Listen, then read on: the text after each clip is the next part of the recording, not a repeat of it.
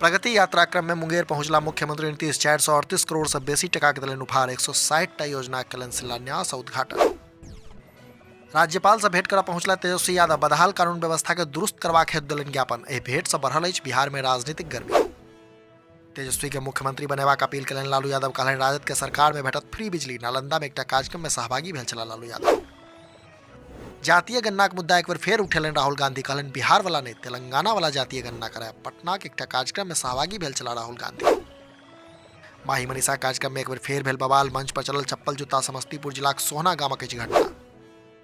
पूर्णिया से आयल एकटा बड़का घटनाक खबर। अनियंत्रित डीजे गाड़ीक चपेट में एला से एकटा महिलाक मौत। 15 टा बच्चा घायल। मुफस्सिल थानाक महाराजपुर रमना टोलीक अछि घटना। मुजफ्फरपुर पुलिस के हाथ लागल खजाना। भीख मंगनिहार महिला घर से रेसिंग बाइक आ विदेशी करेंसी सहित मारिते रास सामान बरामद। साउ से जमाय मिलकर चला रहल छल चोरी के धंधा।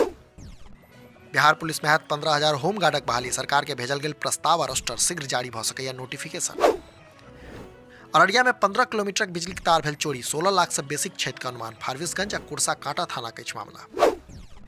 सरस्वती पूजा पंडाल में बुरका पहिर डांस कलक 2 टा युवक। वीडियो वायरल होते एक्शन में पुलिस। बेगूसराय जिला धोबी टोला के मामला।